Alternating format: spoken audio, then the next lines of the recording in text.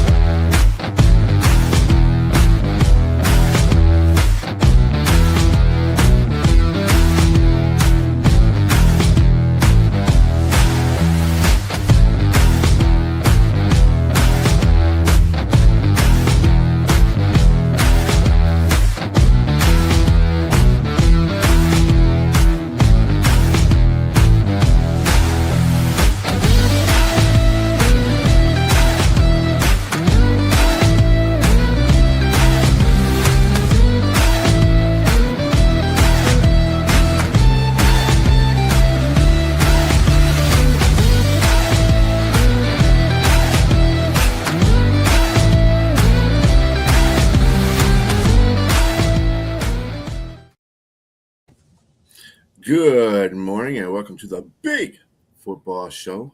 I'm your host, BA. And of course, I have with me Jack Hirsch and Keith Engel. James Martin shall be with us momentarily. He's having technical difficulties. But, Sunday morning, what can you expect? Right. How you fellas doing this morning? I hope everybody's doing great. It's snowing here. I don't know what's going on over there in your neck of the woods, but yeah. Cold, yep. Anyway. Winter. Let's get into go ahead, Keith. Just winter. Yeah, it's winter. Yeah. What do you expect? It's December. Anyway, getting to college football, we had a whole bunch of conference championships going on last night and Friday. The big ones were basically two of them were played at the same time, but then we had the Big 12 and the MAC championship earlier in the day. They had Conference USA Friday, Sun Belt Championships Friday, of course, Mountain West Championship Friday, I believe, yeah. And then and the American Athletic Championship also was played on Friday.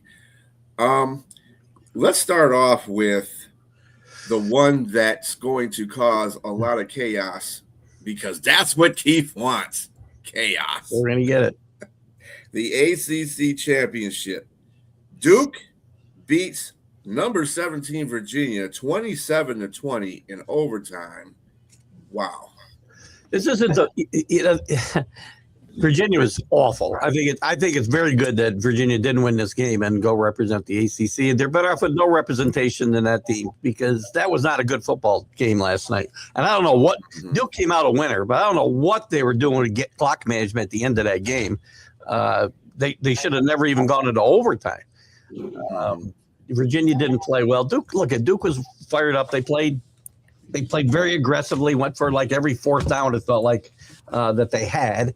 And congratulations to them. This isn't the ultimate chaos because if BYU would have won yesterday, then you would have had the ultimate chaos because more than one or two teams would be pissed off today. There'd be another one added. But it was a fun Saturday. I watched a lot of most of all the games. We had to pop out a little bit to go see Santa Claus, my granddaughter, but we saw most of it. And a better day of football than I would have expected when these games, too many of these games don't mean enough. But fun, good. Congratulations to Duke, and go enjoy the bowl game you go play in because you're not playing in the playoff. Yeah. Go ahead. Duke was calling, for playoff berth after winning the ACC championship. But they have 5 losses, and according to you, Keith, they have a less than 1% chance of being selected. I think the chances are higher than that. I mean, 1% means no chance at all in reality. But by winning their division more or less, I mean, realistically, do they really have a puncher's chance of getting into the playoffs? No. I say no. You're not putting a 5-team loss. You're not putting a 5-loss team in there if you can avoid it. Which again may help Miami. I mean, I was going back and forth whether this game actually helped Miami yesterday with Duke winning, and I don't think it does. But because one of the chances Miami might have today is if the committee doesn't have the taste for leaving the ACC out altogether. Because I don't think you can put this team in to represent the ACC, and this is they've got to do something so that we get the best teams. If you're going to give these guys automatic bids, we got to get the best teams, and this isn't getting it done. I don't know what the answer is. I wish I did. Wasn't the answer just go to best 12 teams according to records, and they should be tiebreakers, either strength of schedule, or maybe yet point differential, even though point differential might make things a little ugly at certain games during the year. I don't want to really lead the little guys out. I don't want to lead the Tulanes and the James Madisons. I want to give them a fighting chance if I can, right? So to me, the best option would be, yes, expand the tournament, but let all the conference champions in. Let them all in, like they do in basketball. It's only 9. It'll be basketball has 64 teams in March Madness. How many games can you play in football? You can play. They could go to 24 if they wanted to. They could go to 16, give all the conference champions a berth, and still have 5 at-large bids. How many do you need? We're arguing over who's the 12th best team. You know, and if you let all these conference champions in, then pick the next best 5, I think you got a very representative field. But I don't know. I don't know what the answer is. You know what? One thing, and I heard Kirk Herbstreit say this yesterday on game day, and I had talked about it Wednesday night. So I think he must be watching my show. I doubt it. He's in an airplane somewhere. These rankings, these playoff rankings shouldn't start 5 weeks ago. Because if you didn't have these rankings and people already positioned, like Oklahoma, if you just rank these teams for the first time after yesterday, Oklahoma would be out. They wouldn't be in. And maybe Ole Miss would be down further because they, you know. Well, the rankings start before the season and they continue every week. That's, you know, the AP poll is separate and much different. Well, the top of it is, and when you get down to the bottom, the AP poll is a lot different than this college football poll. It doesn't start until like November 11th or whatever the first show was. It's all for TV, right? You know, every week we're going to get these rankings, and unfortunately, you establish Oklahoma benefited because they were immediately put in that first one. They've been on a good roll, I think, and they got into the 9th or 8th spot right away, and they didn't fall off because they played weak competition the last 4 weeks and didn't lose, so you couldn't drop them. Notre Dame, Miami, BYU all should be ranked ahead of Oklahoma. At least those 3 teams, maybe Texas. But the ranking system is flawed as well as the playoff system. I mean, look at it like this. I mean, the NFL, you can get a 8 and 9 team in the playoffs. You know, if they're confident. I mean, if the division is just bad enough. But what they get a home playoff because they're 8 and 9 if they win the division, which I think is a screwed system to work with anyway because they don't deserve that. I don't care if they won a division or not. The teams with a bye. They fulfill their requirement. We have a difference of opinion there, but I think in college it's a little different because you have a committee, and I think they take into consideration ratings, how charismatic a team is. Shouldn't come into play. There's a chance to put Texas in with Arch Manning. They're going to want to do that, whether they would or wouldn't. That's something they'd want to do if Texas was in the mix. Shouldn't come into play, though. I mean, it shouldn't come into play, but let's face it, it does. You talk about today with Notre Dame. There's no way Notre Dame's going to be left out of the playoff picture. I can't see that for the life of me. If Alabama had won yesterday, there was a good chance. I'm sorry, if BYU had won yesterday, Notre Dame would have been out, most likely. But I don't think either one of them should be out. To tell you the truth, if you want the playoffs to go like to be rated really well, you want both those teams in there because they draw a crowd. You know, they draw the attention. You know, one of the biggest problems is, and before I even say this, let me be clear. When Miami gets left out, I'm not going to be bitching and moaning. They lost to Louisville and SMU with games they needed to win. Go win all 12 games and you don't have this argument. So, or even 11, you don't have this argument. So let me be clear on that before I go further. Second, the next thing is the committee doesn't know what they want. You can't say you want the best 12 teams, and again, I'm for letting the group of 5 have representation in the playoff. I'm all for that. But you can't go say then we want the best 12 teams because you've already said you're not going to give us the best 12 teams by taking one of the teams from the group of 5. They're rarely going to be one of the top 12 teams. Cincinnati was a few years ago, but rarely are they going to be in the top 12. So number one, you've already started out with a contradiction, right? And they don't know what they want. They say head-to-head matters until it doesn't. What does matter? Strength of schedule matters until it doesn't. It's not going to matter with James Madison. They got the 123rd or 121st ranked strength of schedule in the country. So, and the 4 teams that they're battling with, potentially Duke, Boise State, and somebody else they had up there, I can't remember who it was now, all had much higher strength of schedule. So that won't matter in this case when JMU gets in. And congratulations for them for getting in. But as you said, Brian, the system is flawed because they don't stick to any standard. We're all over the place in what matters, right? Head-to-head matter. Well, unless it happens in Labor Day weekend, I guess, right? I don't know. I think that college football in general, they don't. It's like they don't have their stuff together.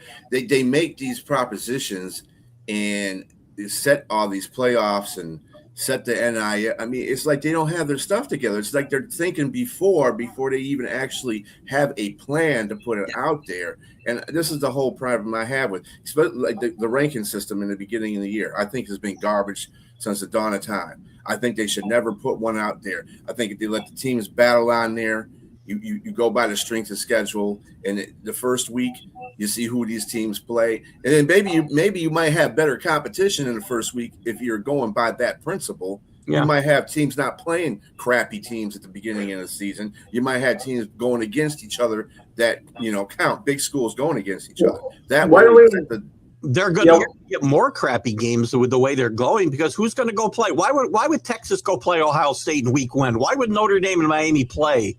Ever, if a good loss is better than a win, ever, why are you going to go play those games?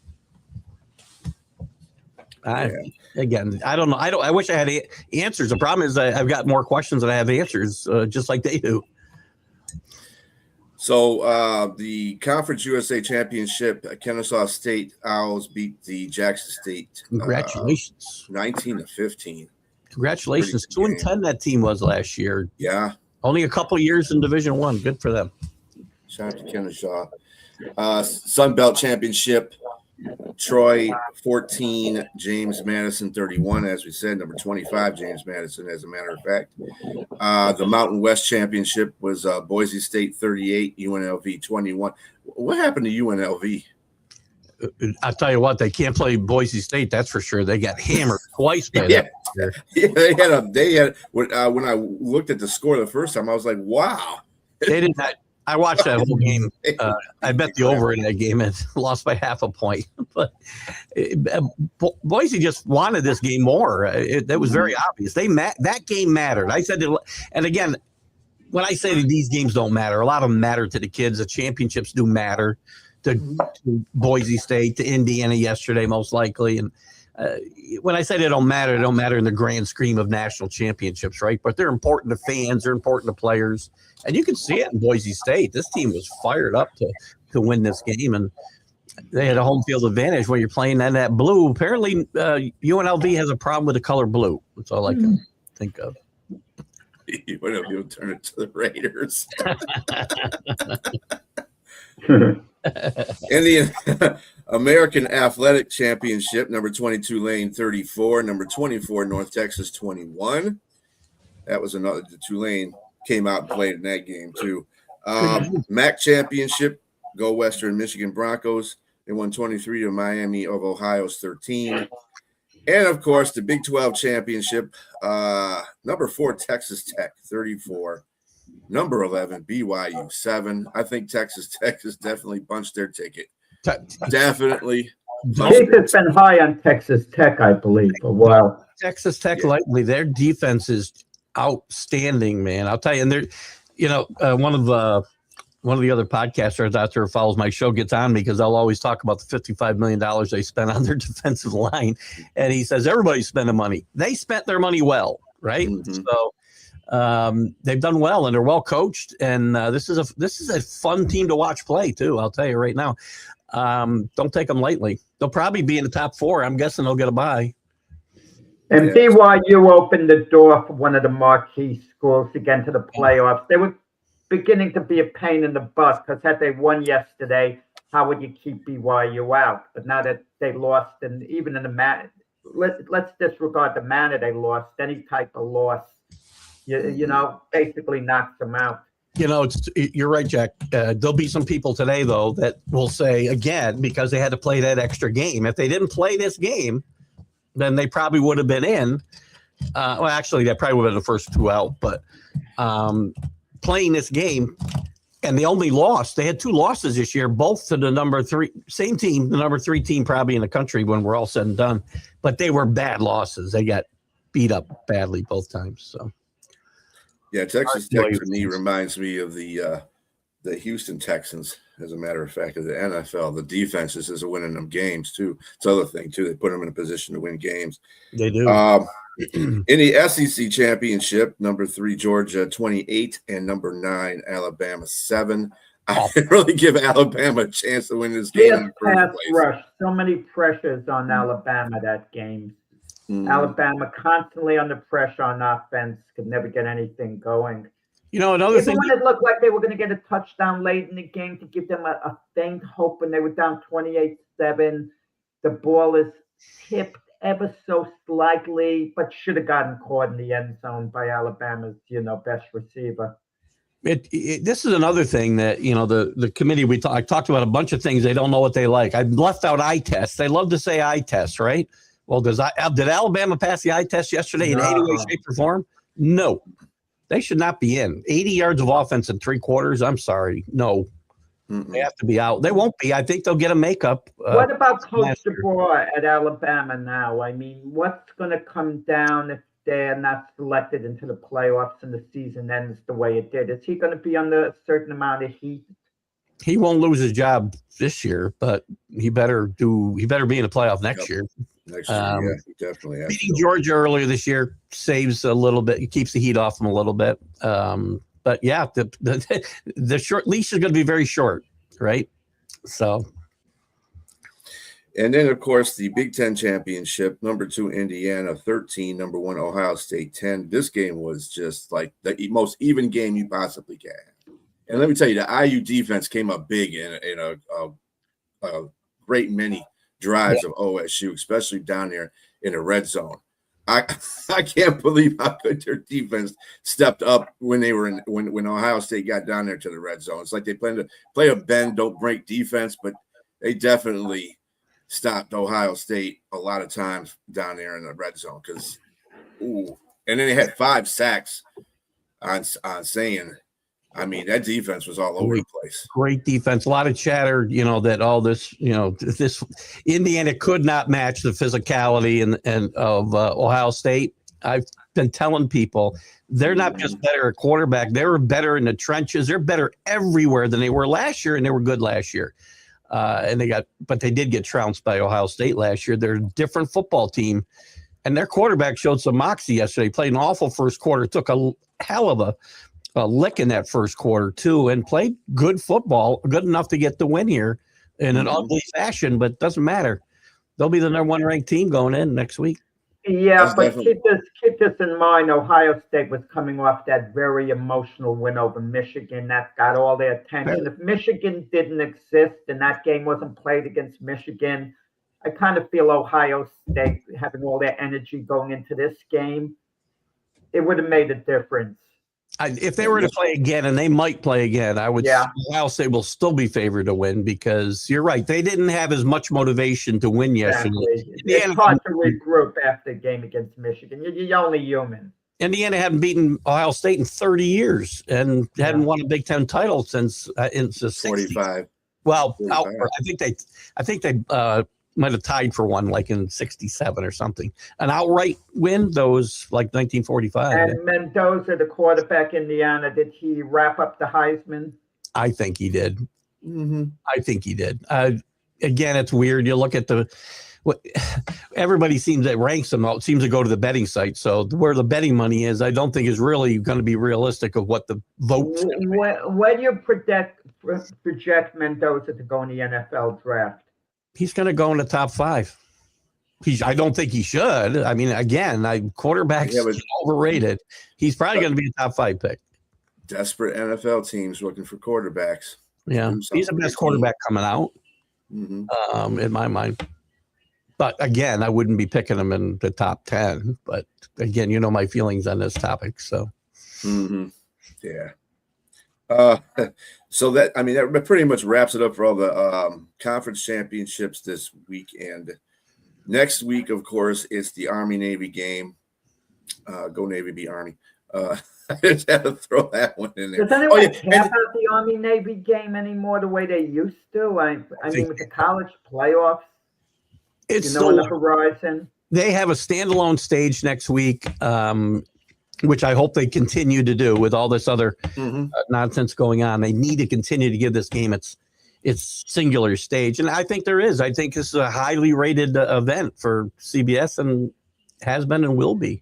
Even years these two teams go in there with 3 wins between them. People care about the game because you're watching something that's true amateurism. We don't see it anywhere else in college sports anymore. This game, that's it. And I think there's a lot of interest in it. Yeah. I've always watched it even before I was in the Navy. I was watching the Army-Navy game. So it's a tradition. A lot of families have. They sit there and they watch that game. It'll be a fun game, though. I mean, it's kind of like the Big Ten championship. Doesn't make a difference what their records are. Yeah, it's just. Yeah. I actually went years ago. I went to Philadelphia to an Army-Navy game in the late 1970s, and I went onto the field after the game was over. And I remember one of the players, giving me a shoulder pad to take. Not the whole pad, the insert over there. So it was kind of cool, the tradition Army and Navy, but I'm not sure what it used to be. Well, it's not what it was in the 40s. I mean, but yeah. Well, we were talking about Harvard and Yale, who played earlier this year. Yeah. I watched part of the game. The stands are partly empty. I'm sure for the alumni and the students there, it's a big deal. But I think with all the games going on, and I think even now, what I mentioned a minute ago, the focus on the college playoffs, I think Army-Navy reminds me now of the week before the Super Bowl when they used to have, the Pro Bowl. People watched, they were entertained, but it wasn't a big deal. I don't feel, I feel that's doing that game disservice myself, Jack. I really do. I think this game still means something to a lot of people, whether alumni or people that their parents served in the military, as Brian said. I think it means something. Now, again, the NCAA could screw this up because now they play in the same conference, just have them play sometime in, October mixed in with everybody else. Then it becomes just another game. But they still give it that stage, and as long as they do, I think it will be relevant. Yeah, more than the Pro Bowl. Really, to take an effect, the traditional games really don't mean anything in this day and age. I'm surprised that the Lions still play on Thanksgiving. That's how much tradition I think is starting to go out the window. I think that's going to change too pretty soon. I wouldn't doubt it. Teams the NFL teams have played for years about Dallas and Detroit having that supposed advantage, right, of being home for the holiday and blah, blah, blah, blah, blah. It used to be brutal watching the Lions on Thanksgiving. I hated it. I mean, they were so bad. I hated those games. Well, I mean, they weren't bad. Well, you might have remembered the 1930 games. Yes, they were bad. 1930 and 40 games there, Jack, when they did it. Most of the years. I know with Barry Sanders, they had a couple of good years, but they weren't. It wasn't too entertaining. Yeah, early on. I mean, they still have, as good as their team is, they've still lost 2 of the last three Thanksgiving games. So I mean. But the matchups have been good. The Lions against the Packers, it's your marquee matchup. I feel like when Chicago between that. I feel like I was on as a kid. Detroit would almost every year get the 12:30 slot, right? Not the 4:30 slot. No, they always got the 12:30. Yeah. The Lions were always the first game, the Cowboys, the middle game, and in the past there wasn't a third game, but now of course they added in. Yeah, Dallas, because they have to be America's team. They have to have a slot too. Oh, how bad the Lions gotta have a special day. Dallas has got to have one too now. So well, I think the NFL is smart. They don't just let these teams play any game because the Cowboys Christmas played the Day. Chiefs, and everyone knew that was going to be a marquee game in the beginning of the year because it's the Kansas City Chiefs, Patrick Mahomes, Travis Kelce. I think Dallas playing Christmas Day since they're so, everybody wants to see them so much. Anyway, speaking of that, we can transition to the NFL. And Thursday, we had the Detroit Lions playing the Dallas Cowboys at Ford Field, and Detroit was victorious in that, thank God. And their playoff hopes are still. Do you think that Dallas still has a hope to get in the playoffs, though? I mean, they have a really soft schedule coming up. I mean, anything's possible, but the answer is no. I mean, just look at the standings, and I'm not even saying it off the top of my head, which I know. I mean, their best chance of getting in realistically is winning their division. And what are they behind the Eagles? They're 6-1. Even if the Eagles lose today, they've got to make up 2 games. Yeah. They've got to make up 2 games with 4 to play. It's possible, but that gives them basically their only hope if the Eagles lose at, they're playing the LA Chargers on the road. It's a long shot. And people are saying if the Cowboys run the table and they win their last 4, well, they're 6-1. Since when are they going to be so good that they're going to run the table? And I don't care who they're playing, weakness of schedule or whatever. Even if they're reasonable, they got to have the Eagles go 500, which they got to split the rest of their games, and they do have a tougher schedule, but that's not a given either. So, yeah, they have hope. It's not. They're not getting wild card. There are too many good teams going for the wild card spot. You mentioned your Lions who in 3rd place. The Bears or the Packers. One of them is going to be in the wild card spot. In addition to the Lions competing for it, then you got the winner of the division in the West between the Rams, Seahawks, and 49ers. 2 more going to be competing. It's too many teams. A long haul. I mean, Dallas, realistically, they have to hope Philadelphia loses today to give them a semblance of hope. Well, on the flip side of that, there was 3 teams that had, they were outside looking in. And one of those teams was the Carolina Panthers. Now, they jumped over Dallas because Dallas lost, and they beat Dallas earlier in the season. What do you think the chances are Carolina making it into the playoffs? Well, not as a wild card. They're not making it as a wild card. Their only hope is to win the division outright. They play the Buccaneers twice more. Maybe, maybe the Buccaneers lose today, and increases their chances. But winning the division is their clearest path, not as a wild card. Yeah. The word that Keith does not like, parity. Parity. I don't really see parity though. Where am I seeing parity? I mean, I don't. If parity would be a bunch of 6-1 teams, right? I don't see a lot of that. The Patriots are 11-2, and who else? We got a bunch of 9-win teams. I don't see parity. You got teams that are winning 2 games, 1 game. That's not parity. Yeah, there's a lot of parity with teams vying for playoff position. Well, yeah, but true parity is the league wants everybody to be, 8-1, and that sucks. I don't know about 8-1, but at the same time, I don't think that.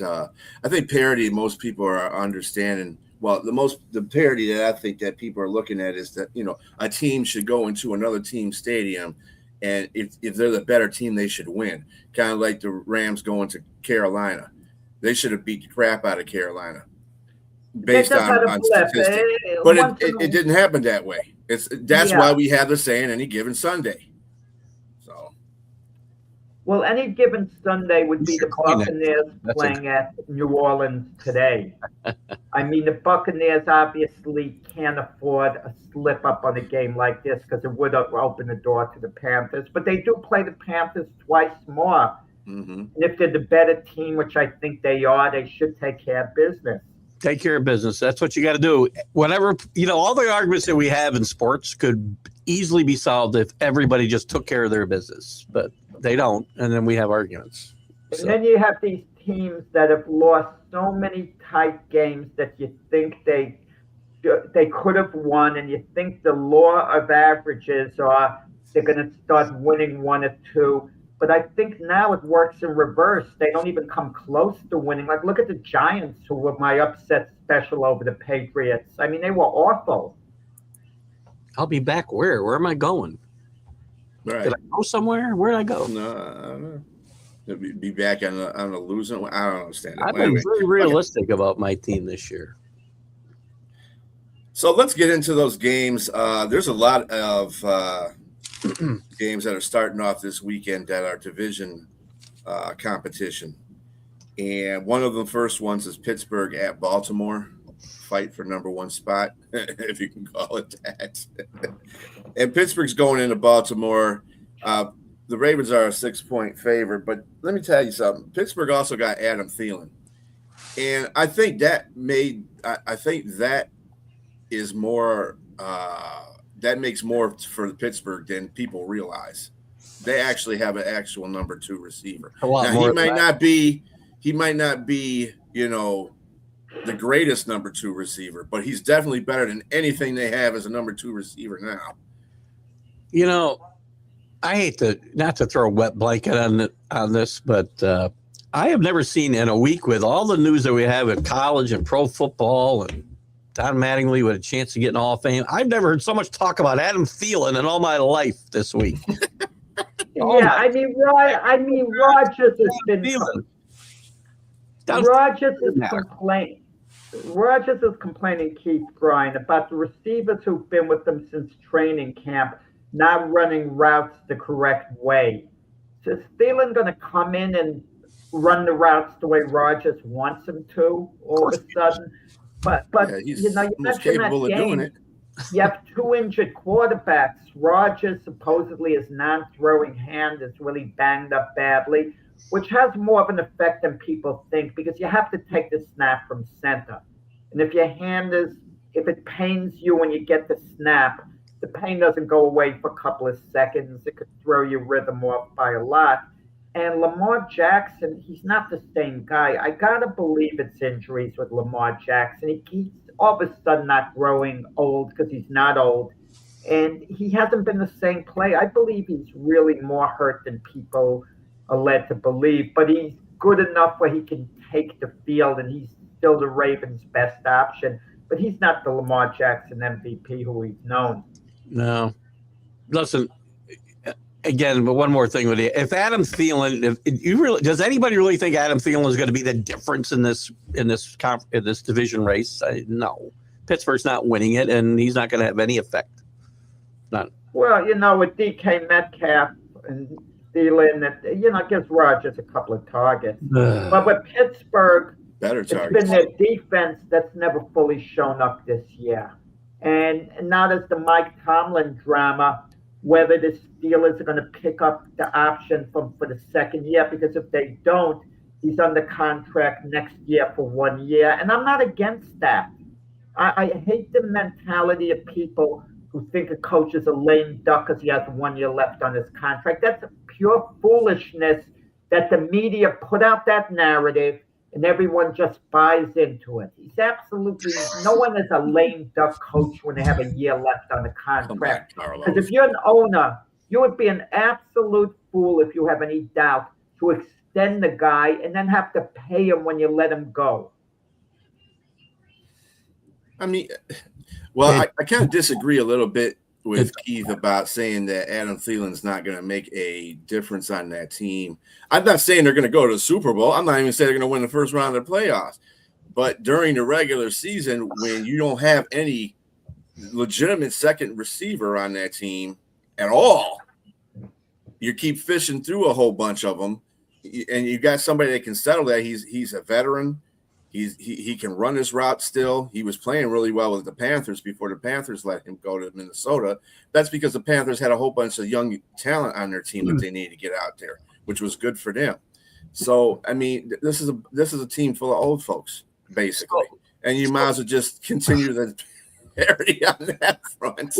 Who had Adam Thielen as a hot take in Week 14 on their bingo card? Because I didn't. Yeah. Well, let me ask you guys this: what would you put the odds on the Tomlin-Rodgers combo coming back next year? 0. I mean, it's highly doubtful. Like, I mean, maybe Tomlin. You never know with Rodgers. So let's see how the year plays out. But it just seems like the Steelers are hanging on. They seem to have this division locked up a couple of weeks ago. Then they get upset by the Bengals, and it opened the door, for the Ravens, who actually were 1-5. That's unheard of. A team that lost 5 games in a row is now storming back, and now technically the Ravens in first place. And the Bengals only 2 games back. And the Bengals, if they win today, a very tough game playing at Buffalo, they're going to be 1 game behind either the Steelers or the Ravens, and they will, have their sights set on the leader. And the Bengals have been known to make these late rushes, so they were left for dead. And look what could happen. Well, Cincinnati has beaten both of those teams without Burrow. Once without Burrow. So that's a good call, right? That's the beauty of the NFL. Unlike college, if this was college, those teams wouldn't have a prayer going to the playoffs. But in the NFL, you can have a division winner who might wind up with a 9-8 record there, maybe 8-9 even. Because that's what Metcalf does, Carlos. You understand Metcalf's career. When he came out and came into the NFL, I thought he was the next Calvin Johnson because he had the speed, and he had the height, and he had the hands. And you just got to watch it. He's one of those guys, if you don't get him involved in the game early enough, he fades. He will not be part of anything. He won't block. He won't catch a ball. It's like, dude, what happened? And if you get him involved early in the game, he's lights out because you got him involved in the game. And that's why I've not liked Metcalf over the last few years because he's lazy to me. He doesn't, I don't know, lazy is the word for it. He's not in tune with the game when he should be. Right. Yeah, he's not engaged. Yeah. And I don't like that when that happens. So speaking of this game, 10-cent head. That's what he's got. Mm-hmm. In this game, Pittsburgh versus Baltimore, who you got there, Jack? I like the Ravens. I'm waiting for them to get it together, this year. The only way the Ravens are a serious threat to go to the Super Bowl is if Lamar Jackson gets healthy and regains his form. I mean, that's the only way. But the Steelers flat out aren't good. We've been waiting for the defense to show up. We've held TJ Watt accountable, even though he's had a couple of good games for what he's getting paid, and he's supposed to be a mega star. Him and Myles Garrett were neck and neck. Who was the best, defensive end? And now Myles Garrett is clearly ahead. So what's happened with TJ Watt? I mean, is it a case, and I'm not saying this is it, where a guy gets his money and he kind of takes his foot slightly off the accelerator? I wouldn't think TJ Watt. Myles Garrett got his money last year too, and but Myles Garrett is playing like he loves the game. I mean, TJ Watt, I don't know what's going through his head. Maybe he's hurt partly, in fairness to him. He's had some injuries, but he doesn't seem like a guy to just mail it in once he gets his money. Doesn't seem that way because you're thinking of J.J. Watt, his brother, who was a fierce competitor. He needs some help around him, too. I don't think Jay is mailing it in at all. I don't think so. But the bottom line is, whatever the reason, he's not performing. Right. He's not performing up to his standards. He's just playing like another guy who's maybe a little better than average. I think it's part of it's the rest of the talent around him, and teams can take him out of the game because there's nobody to pick up the slack. Garrett's got some good players around him, too. Garrett's a better player at this point, as you said. Yeah. I think it's going to be a close game. The Ravens win something like 21-19. I like the Ravens as well. I'm waiting for the Ravens, and health-wise, they probably can't do it. I don't think this team has a chance to compete with Lamar Jackson sitting back in a pocket throwing passes. If he can't be Lamar Jackson, I don't think this team has any chance. Lamar Jackson's an underrated pocket passer. The problem is he hasn't taken off and run, the way he has in the past. He's not the same threat. If he's not a threat to take off and run, the Raven offense stalls. I'm not knocking his pocket passing. I'm knocking the fact, or I'm saying that taking that possibility away, it makes it easier to game plan for him, right? So. Yeah. Well, I'm taking it. I'm going to ride with my Thielen. I'm riding with Thielen. I'm just going to go with Pittsburgh until Thielen shows me he can't do it. I didn't know Thielen was that big of a difference maker. I mean, when Thielen catches one pass for 6 yards, I hope we're talking about him all next week too. Yeah, you're right. That's going to throw you to death, Keith. If not, I won't be on any of the shows. If he has a big day, I'll see you guys in a couple of weeks. I don't think you'll have a big day, but whatever. All right. Next game. Okay, I got to throw in a couple of crappy games in here also. Seattle is going to Atlanta. Is anybody really giving Atlanta any chance in this game? I don't give No. I watched the full Falcon game last week from beginning to end because they played the Jets. Oh, that was painful. And it was a pitiful how they won special teams. The Falcons lost the game on special teams. They botch a punt, and then the Jets get the ball on the Falcon 2-yard line, and Tyrod Taylor hands it off, and they get a touchdown, and people are thinking, the Jets scored on a possession, which technically they did. There were other foul-ups on special teams. There were so many drop passes by their receivers. Kyle Pitts is dropping a pass, a couple of the wideouts. That's not unusual. I mean, they were just bad. Just bad, the Falcons. Not that the Jets were much better. Someone had to win the game, and the Jets fortunately won it.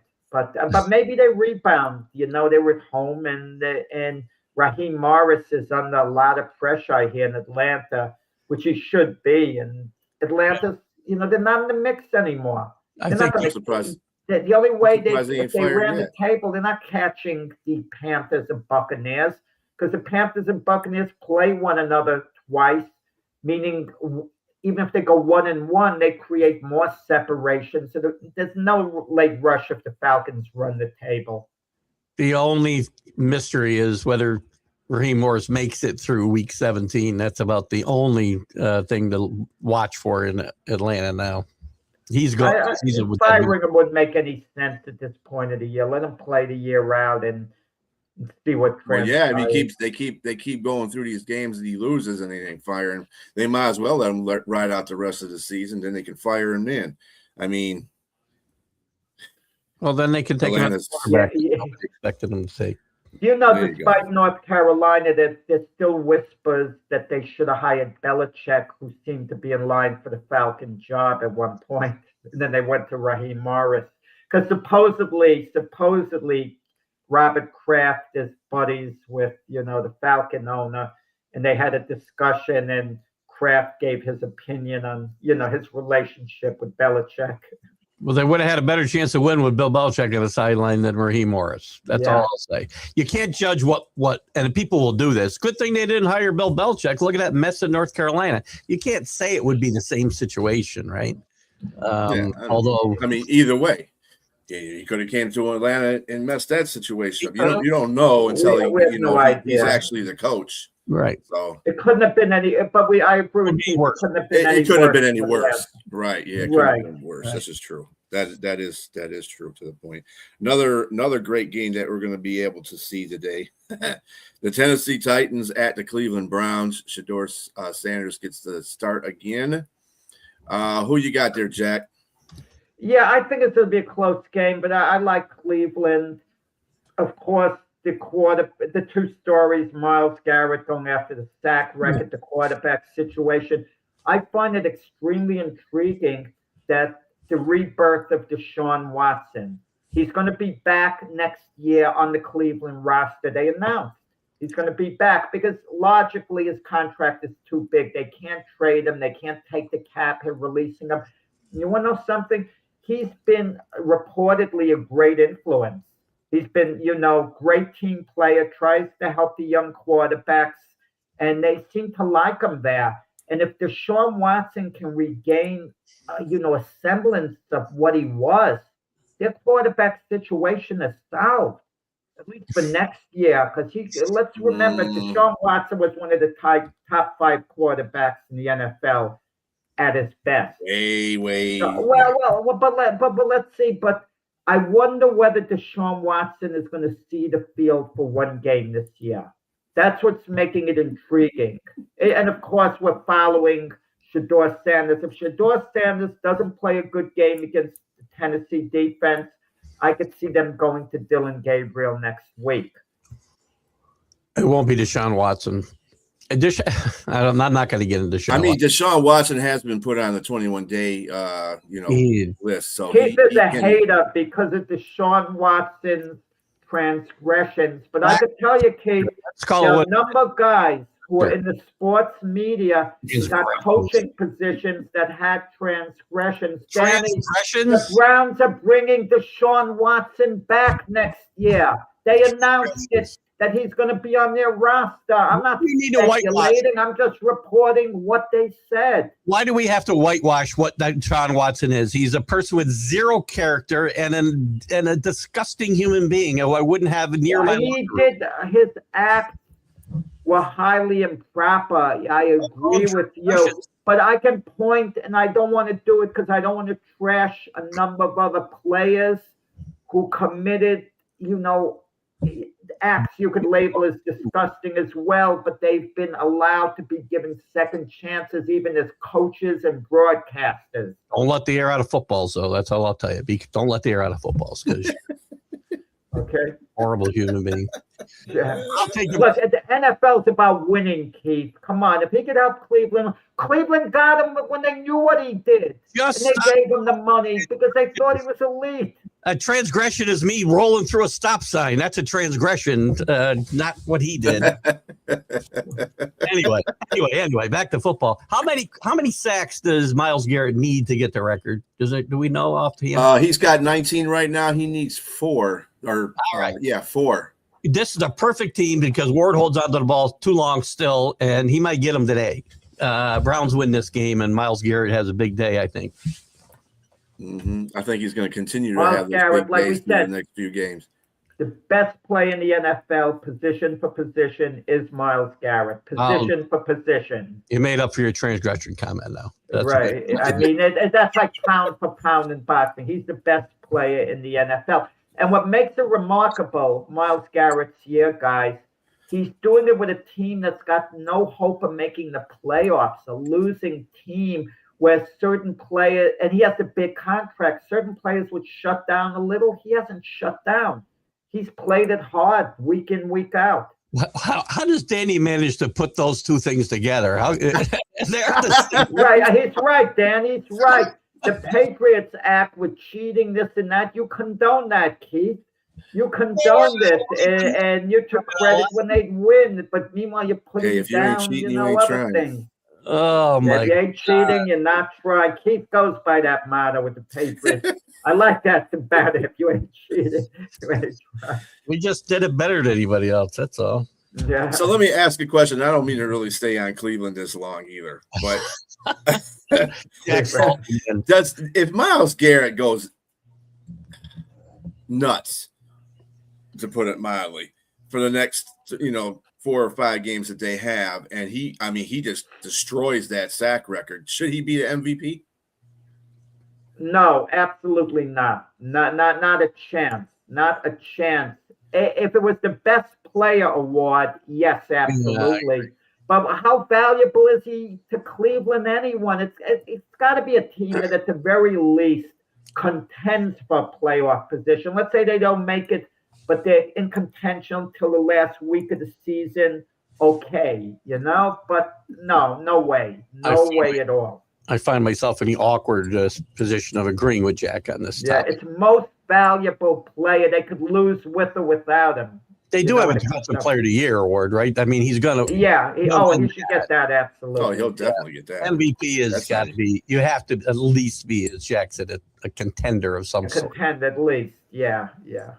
Well, you never know. It's everybody's pretty close in that division. Cleveland could take a Shador rocket and go up to the top.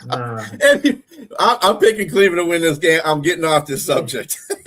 I got Cleveland. Cleveland somehow runs the table, and they lose out by one game at the end. But when the final week of the season, they're somehow mathematically alive.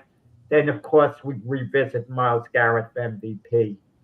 But that's not going to happen. Cleveland and Adam Thielen. Now, who nobody talked this much about these two things? Adam Thielen. Yeah. Right. Wait. What happens if Adam Thielen is sensational and the Steelers, carries him to the playoffs? I mean, should he be an MVP? It's like Beetlejuice. I shouldn't even bring up this. No, Danny. A-Rod also was in the last place team, and he got an MVP. And neither Trout or A-Rod should have gotten MVPs because they won last place teams. That's the total farce. Agreed. Check put it up. I'm trying. The Browns are news. That's all right, because the next one we won't have to. You will not hear Cleveland in this next sentence. Okay, We're getting heckled. We're getting heckled in the comments here. No. I just want to say Shador Sanders, Deshaun Watson, and Myles Garrett. They have three intriguing stories. How many teams have three stories like that? Too. No one. Let me see if I can shut them off here. Hold on a second. Yeah, I'm off. Let's move on. Really? So let's move on to another team that probably shouldn't be mentioned too much either. Two teams, actually. The Miami Dolphins are going to play the Jets. Miami's favored by 2.5. Who you got, Jack? It reminds me a little of the movie Rocky, the one that Mr. T was in with Clubber Lang. And they asked him, can you imagine they asked Mike Grable, are you concerned with the Dolphins playing the Jets? And what Clubber Lang said about Apollo Creed training Rocky, one has been, like training another. That's basically what it is. Look, the Dolphins have a little flame going. They've won 3 in a row. And you know what they've done? They've quieted the fire Mike McDaniel's talk. Now, McDaniels is suddenly, at least for now, off the hot seat. And if they win today 4 in a row, he's not on the hot seat anymore because the owner, Steve Rush, reportedly likes him, wants a reason to keep him. And the Dolphins are playing hard, give them their due. And in fairness to Aaron Glenn, the Jets have been playing hard as well. Their defense has been decent throughout the year on balance. But Tyrod Taylor, I mean, they have Breece Hall. If the Dolphins stop Breece Hall, it could contain them, which I think they should be able to do. That's going to be their game plan. What wideouts do they have? Adonai Mitchell, the reject from Indianapolis, who still might be a good number 2 receiver when Garrett Wilson comes back. I mean, I like the Dolphins in this game. It's winnable for the Jets. The Jets won last week as the Falcons screwed up on special teams and there were numbered drop passes. I have to trust that the Dolphins, will be better in those departments and they're going to be able to win a close game. Something like 21-17. Jack is right again. McDaniel's done a good job of getting himself off the hot seat. I've been very harsh on this guy for a couple of years, and he's done a good job here. They're going to win their 4th in a row here, I think. They run the ball really well. Etienne's one of the top backs in the league, and I think they've really committed to the run a lot more, and Tua's played better. I think Miami wins this game. I think Miami finishes above 500 before the year's over.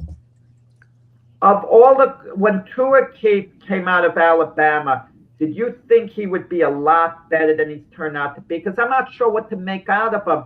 Where does he rate amongst the quarterbacks? About the 15th best, 17th best in the league? I mean, he's okay. Tua's okay. But you need more than okay to ultimately go to a Super Bowl. I wasn't that high on him coming out of college, quite frankly. No kidding. I'm not surprised that he's in the middle of the pack at best, right? At best. Yeah, he is hilarious. He ain't hilarious, but he is hilarious, though. Yeah, I think he needs to be drug tested intermittently too. But you gotta love a guy who drives by the Buffalo Bills fans after the Dolphins beat them to just tease the fans and then take off. You gotta like that. I think he stopped by for a quick pop, is what I think. But yeah, that's what it is. Yeah, you know what? I'm going with the Jets in this game. I just don't. Miami can't play in any cold weather in the first place.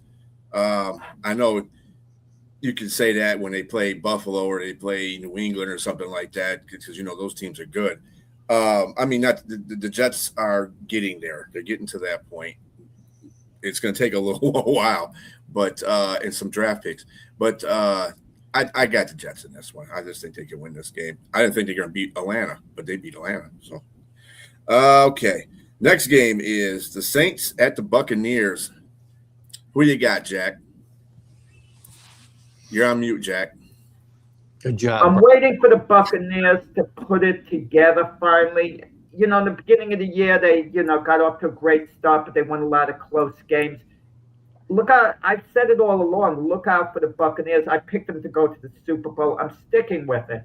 I know they struggled. They lost 3 in a row, and they barely got by last week, winning their game against Arizona by 3 points. And now they have the Saints. I look for them to finally show that they're back in form and start getting better and better as the weeks, go by. Will they lose? I could see them losing maybe one more regular season game and then being primed for the playoffs. And that regular season game won't be to the Saints. Buccaneers should win something like 30-7 the way I see it. The Saints are in a rebuild, which they have to be in a rebuild. And the Saints have to think, Mac used to hit the mute button on me, but I used to hit the mute button on Mac, but I wouldn't announce it either. But we had a lot of fun, Mac and myself. Okay. But the Saints, do they want to keep Taysom Hill, Alvin Kamara, those guys? Is it a new age in New Orleans? Because clearly they're one of the few teams that are in a complete rebuild. They're not rebooting, they're rebuilding. Buccaneers 30-7 if you want to score. Yeah, Bucks. I'm missing too, Paul. Bucks got back on the winning track, even though it was a little ugly last week, and they need to win these. They have to win these games with the Panthers chasing them. They can't throw one away, punt one against the Saints. I don't see that happening. I think this is an easy victory for the Saints today, and. For the Buccaneers, you mean? Easy victory. Buccaneers win easily today. And Baker Mayfield, I think, starts to get it back in gear. He's getting healthier, I think, and that'll help this team a lot. Ryan mentioned MVP. He mentioned MVP. Early in the year, Baker Mayfield was prominent in the discussion. Can he get back into the discussion? Not yet. Can he? He can if he plays well the next 5 games, but right now he's not in this discussion. He was. All right. We're going to Indianapolis division. This is a division battle in itself right here. Indianapolis Colts going to Jacksonville to play the Jaguars. Indianapolis is favored by 1.5. Who you got there, Jack? Yeah, Brian, if Jacksonville wins today, you and I, who have the same take on them, have had the same take, are going to have to start changing what we say about them being dysfunctional. They'll no longer be dysfunctional if they win today, okay? Let's not look at them being inconsistent. Obviously, the division title is pretty much on the line today. Indianapolis has lost their last 2 games. Jonathan Taylor's cooled off a little bit. Daniel Jones supposedly is playing while he's hurt. Sauce Gardner's out for Indianapolis today. That might make a difference. But I'm going to go with Indianapolis to go into Jacksonville and win and recapture their form because the 2 games Indianapolis lost, they were very competitive. Those were winnable games. It's not like they're falling apart. But this division that Indianapolis seemed to have locked up early in the year, all of a sudden they're in second place.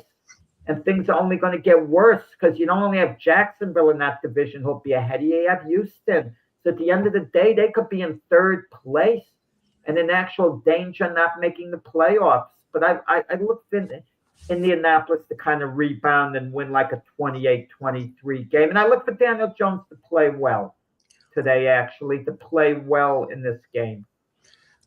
It's funny. I've been in the same camp as you guys with Jacksonville. I seem to pick against them every week, and they seem to beat me every week. They did lose at home to a good Seattle team a few weeks ago, which was their last loss. They've won 3 in a row.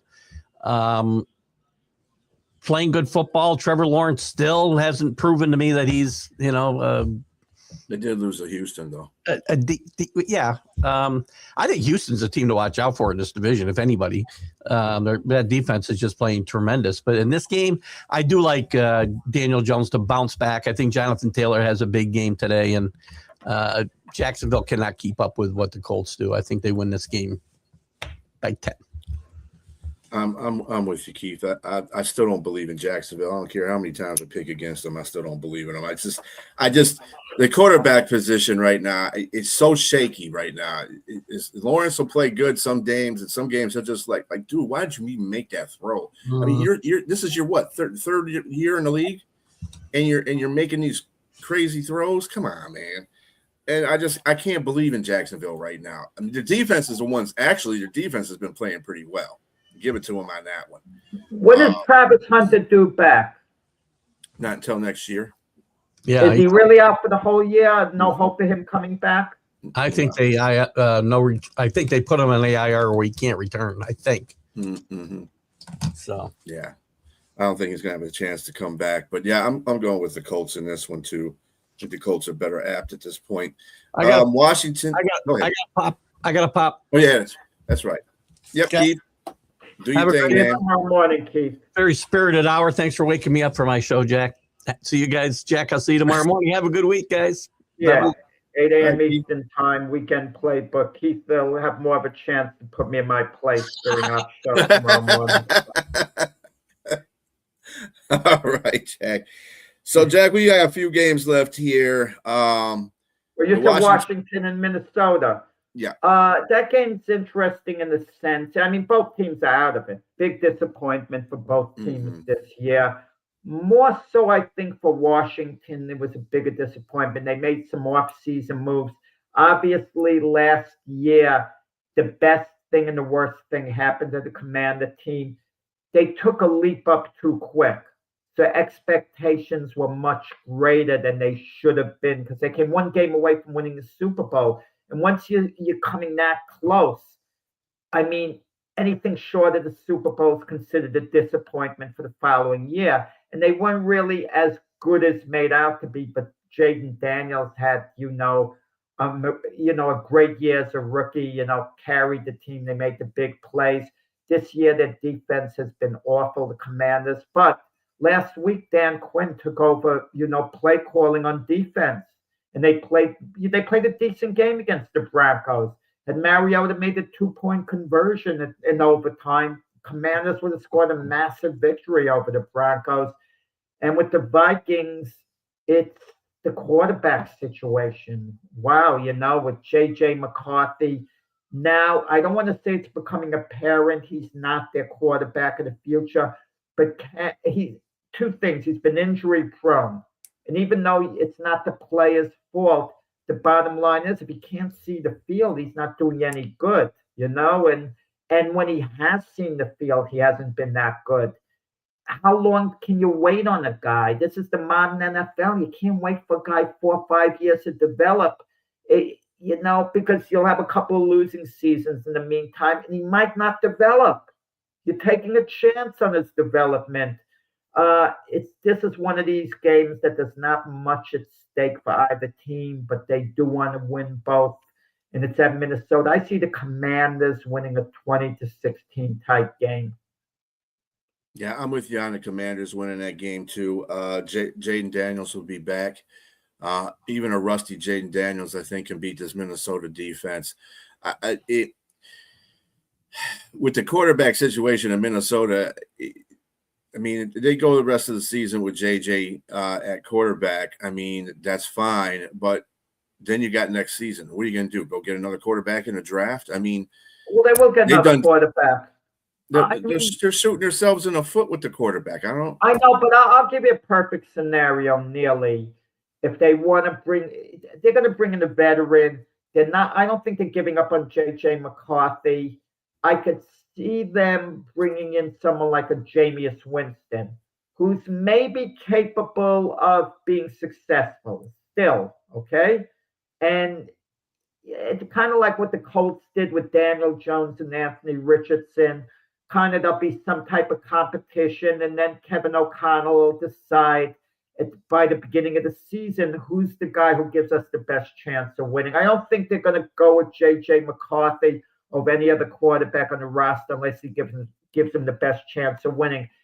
I hope they don't go back to Kirk Cousins, the Vikings. I really don't, because I saw him play against the Jets last week, and he can be effective still to a point, you know. I didn't even actually put the blame on him, the Falcons losing to the Jets, because he made a few good throws where balls were dropped. In fairness to him, you're wasting your time with Kirk Cousins for a year. He might win you a couple of extra games conceivably, but he's not the guy you want going forward. It's like you're putting a Band-Aid on things with him.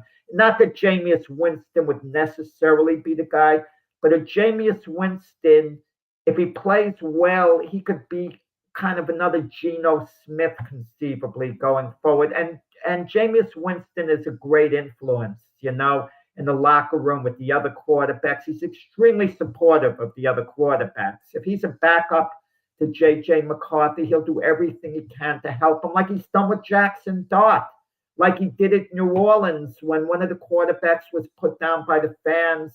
I mean, he spoke up for the other quarterback and even put down a couple of guys on his own team to have the guys back, you know, who's playing ahead of him. He's a real team player. Mm-hmm. And it's exciting when he does come out there. I mean, he's not gonna necessarily win you the game. He can necessarily lose you the game too. But you know, when he's out there, he's exciting though. He's dynamic. He don't care. He's one of those quarterbacks. Like I'm a second string quarterback. I'm going out there. I don't care if I win or lose. I'm just going to go out there and toss the football. That's what I'm doing. Well, let me ask you this, Brian. I'm a Jet fan who goes back to them since I started following football as a little kid. And my guy was Joe Willie Namath. And I remember before they won the Super Bowl, I went to a Jet Buffalo Bill game a couple of years before. I'm at Shea Stadium. Joe Willie throws 5 interceptions.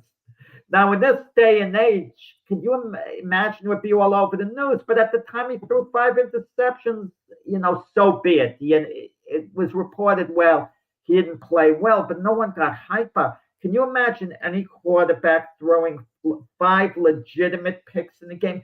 Brett Favre used to throw a share of interceptions, didn't he? But we admired him as being a gunslinger because he'd have success otherwise. I think they're making these quarterbacks to be too timid.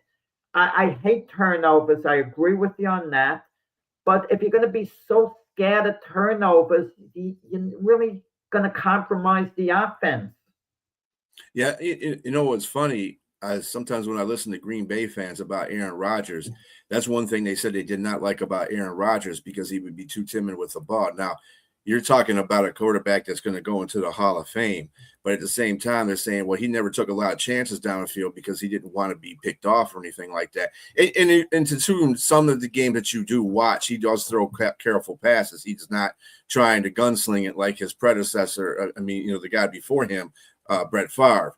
And Stafford's on that same level too. But Stafford's on the same Brett Favre level. He's a gunslinger too, and he has his days where he can get like 2 or 3 pick sixes. It could happen with him too. But pick sixes are devastating. That's the one thing you can't avoid. And interceptions are different. Like if you have 3rd down, you know, and you throw a long pass and it gets intercepted and the guy doesn't return it, it's nearly the same as a punt in a certain sense. So that early punt, yeah. Yeah. But yeah, to be fair, some of these quarterbacks like Stafford, I've seen him throw a couple of pick sixes and still win the game because he's that kind of a quarterback. But and I think that Brett Favre has done it. I think that has done that a couple of times himself. I mean, JJ is he's not going to be on those terms. Minnesota's shooting themselves in the foot. They had something good with Sam Darnold there. I thought they had signed him for 1 more year so JJ could sit behind him and when he's healthy. Well, they could have franchised him for 1 year. Darnold was not a great. But I don't second guess. I didn't like McCarthy coming out of college. I didn't think he was a franchise quarterback. Vikings apparently did because they traded up just one spot with the Jets because they were scared they'd lose, and they gave the Jets a third-round draft pick to go from like 11 to 10. So how do you turn that down? And when Jim Harbaugh, J.J. McCarthy's coach at Michigan, said J.J. McCarthy is the best player in the draft, you know what I thought to myself? If you really believe that, and you're the new coach of the Chargers, even though Justin Herbert is your guy, Justin Herbert hasn't been that great the last couple of years. But Justin Herbert, you can get some maybe 3 number 1 draft picks if you put him out there for another team. You know, at least 2 number 1s, maybe 2 number 2s scattered out or whatever. And then you draft J.J. McCarthy if you really believe he's the best guy in the draft. But I think maybe Jim Harbaugh was kind of boosting his guy a little. Look, you're a Michigan fan. You're a lot more, competent to qualified to give an opinion on J.J. McCarthy coming out of college than I am. I mean, I see him play at selected times. You followed him all year. Did you think he was going to be a top-level NFL quarterback? No, I thought he'd probably go in maybe the 4th round, end of the 3rd, beginning of the 4th. He's one of those quarterbacks that you got to have everything right around him, basically, and then you got to make sure you involve him in the game because he did hand the ball off quite a few times. Michigan had a really good running game when they won the national championship, but he did win some games by his arm too. People don't want to, he not as many as the run game did, but still he had. I just don't think that he was an NFL ready quarterback. I think it's going to take him some time to be that. Not automatically getting him in the 1st round and starting him. That's not going to help him at all. And that's the reason why I was kind of disappointed in Minnesota because they didn't at least franchise tag Sam Darnold. At least JJ could have sat behind him for another year. Yeah. And learned something. Sam Darnold was so bad the last 2 games. He was awful. It was painful to watch Sam Darnold the last 2 games. So I don't think people were complaining. I don't think Viking fans were outraged. And but if Sam Darnold, but if hypothetically, if the Vikings did that, they franchise tag Sam Darnold, he would have been starting this season. Okay. Mm-hmm. And let's say Darnold played really well. We wouldn't have gotten to see J.J. McCarthy. So we still couldn't evaluate him. And now we're kind of evaluating him negatively. So I don't know whether that would have solved things at all, if they franchise tagged him. Well, I don't think that it's necessary to see to the fans to make that judgment. It's necessary to his team to make that judgment. If they sat him behind Sam Darnold, had they signed Sam Darnold for another year or franchise tag him for another year, at least he would have got some kind of veteran presence back there to tell him what because he is attentive. He has been, even when he was hurt, he was to the meetings. But you actually have to experience it, be in your uniform and hearing the calls and seeing him on the field. And he wasn't really doing that. He wasn't on the field that much. Doing that. He was at the meetings, but he wasn't on the field. And the Vikings have the weapons. Yeah, and they got the weapons. So he should be, people say, well, he should fit. And I was one of them. I said he should fit right in. If he's a capable quarterback, he should fit right in because he's got enough weapons around him. But it didn't work out that way. Justin Jefferson, Aaron Jones. I mean, yeah, they got plenty of weapons. But anyway, I see. I'm also saying the Commanders are going to win that game as well. The next game we got is Cincinnati at Buffalo. This is a weird game because Cincinnati is just coming off of really kind of kicking the Ravens' butt, and Buffalo has been playing. They win games they're supposed to. We got one of our commenters in here, Monkey. He's a Buffalo fan. Who do you see in this game, Jack? I'm going to just say something about Cincinnati. This is virtually a must-win game for them. Virtually must-win because the Ravens are playing the Steelers, and they're 2 games behind both teams.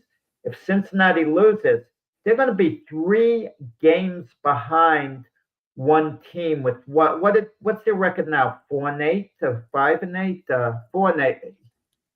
Yeah, they are 4-8. Yeah, so They're they're 2 4 games and 8. behind. They're going to be 4-9. They'll have 4 games left, and they'll be 3 games behind the division winner. It's a long shot to get to the playoffs, then a real long shot. But if they win today, they're going to be 2 games behind the division winner, and they'll still have head-to-head competition games, left. But they have to win at Buffalo. Wow, that's a monster chore. I mean, it's this, you could talk about Joe Burrow coming back, doing this and that. They looked good when Burrow came back last game. I mean, in Buffalo, how do you pick against Buffalo to lose to Cincinnati? But if Cincinnati should win in Buffalo, look out. They're going to make a run at the division title if they get by Buffalo. But that's going to be tough. I think it's going to be a high-scoring game. Buffalo wins something like 34-29. I don't know what's going on at Buffalo, who didn't they get off waivers like Elijah Moore, if I'm not mistaken? Did he go elsewhere? I think they did. Keon Coleman, what the heck's going on with Keon Coleman there? Who was the number 1 draft choice out of Florida there. He's, what the heck's going on? And the Bengals are going to get a big boost with T. Higgins coming back, joining Jamar Chase. Well, Keon Coleman, I guess what's going on with him is he's missing team meetings, and he's kind of pissing off the Buffalo front office and coaches and stuff like that. So that's why he sat him a couple times, and he's not been effective. Not really been effective at the beginning of the season. So that's probably improving. He was improving though of his rookie year. But what's with these guys missing team meetings? What's going through their head? The lack of maturity. What is with these guys? I don't get it. I could understand a veteran, and first off, no, I don't condone anyone missing a team meeting. Don't get me wrong. That's out of line, no matter who the player is, no matter how great he is. It could be Jamar Chase, Justin Jefferson, unacceptable. But a second-year player like that, missing meetings, and he's on one of the top teams in the NFL. He's not in a bad situation. Yeah, I mean, when they inserted him last week, he did get a touchdown. I don't know if you sit somebody in a corner long enough that they understand certain things. These young players that are coming into the NFL now, they're kind of all over the place. I don't. There's no structure on some of these players like there were back in the 90s and the 80s when they came in and played as a rookie. There's not really much structure anymore, and there's really not much of a ionus on doing certain things in the NFL that they used to do. So I don't know. Brian, I think it's just player discipline. That's all it is to it. Brian, the problem is, and this is in all sports, all team sports, for the most part, the owners don't have the coaches back 100%. The coaches should be allowed to discipline players how they want, especially highly paid players. You sit him on the bench and make him miss a game. The owner thinks, well, I'm paying him all this money. He should be playing. And the player's agent gets in touch with the owner, and the owner says, you guys settle things instead of standing behind the coach firmly 100%. Certain owners are going to do that. Certain coaches have control of their program. Like I believe Dan Campbell, for example, at Detroit, he has complete control. Any decision he's going to make, I got to believe ownership has his back. Correct me if I'm wrong. But even take a case hypothetically. If Andy Reid runs into a problem with a Travis Kelce or Patrick Mahomes, especially Patrick Mahomes, he doesn't like the attitude. And he decides, I'm going to sit them for like a half a game until they get the message. Ownership would get involved, and chances are they take a player's side. Now, Keon Coleman's not of that status, but, you just kind of wonder, Sean McDermott, how much control he has there. I think he does, but I kind of wonder a little bit. Yeah, I'm with you on that one, Kevin, too. One game is cool, but not two when you have 3 wide receivers on the injury report. Yeah, that's ridiculous. And that's the other thing, too. You're right about the team, how they discipline their players, too, and what they're allowed to do. With Dan and Brad, though, Brad usually runs that show.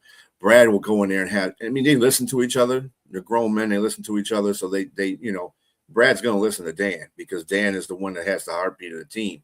So, I don't think that McDermott is a bad coach in that sense either.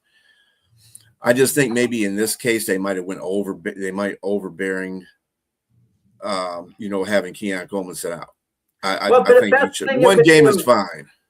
Right, the best message you send to a team, he's on the bench all game, and the other players notice. They notice he's a screw up. That gets the player to toe the line because he's not going to have the support of his teammates. You're not playing. You're not out here helping us. You screwed up somehow. Mm-hmm. Yeah, like I said, one game is fair enough, but I think they overextended that punishment to 2 games. I don't think they should have done that, especially with the injuries they had. And as Monkey said, they had when their number 1 receiver Kincaid was out. I mean, when it's a mess, they'll be running the ball with James Cook, and the Bengal defense is lacking, as far as stopping the runs. So I look for James Cook to have a big day, over 100 yards. Yeah, I think he'll have a great day too. I think Cincinnati's playoff run is going to start and stop right there. Even with Joe Burrow back. And let's see, Denver is going to the Raiders.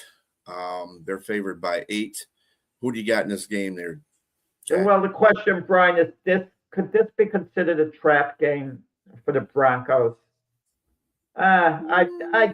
The Raiders have talent, individual talent. You could look, Max Crosby, one of the best defensive ends. Ashton Genty, who they drafted. I mean, Brock Bowers, who I think is going to the Hall of Fame, who the Jets screwed up their tight end by not drafting him. So they have individual pieces and talent, but what are they playing for? What are they playing for, the Raiders? The Broncos are playing for home field advantage, getting a bye. Sean Payton's been stressing correctly so how important that bye is.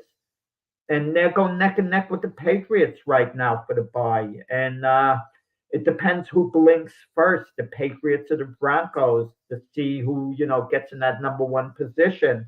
I like the Broncos to win without much fuss, something like 27-10. The only thing that worries me about the Broncos, I mean, their defense is fine, but those fourth quarters, man, those fourth quarters seem to do something to them, either positive or negative. I need the Broncos to actually just put a beating on one team just to show me that they can make it through the whole game without having to worry about the fourth quarter. You know what I'm saying? Yeah. And this could be the team that they do it, but again, this is a division team. And the Raiders usually play everybody hard in division. They don't win, but they play hard in the division game. So I got the Broncos winning this again. I think 8 points is too much to give up. I think they'll probably win by about 6, maybe a touchdown. I just the Raiders are going to be in the market for quarterback next year.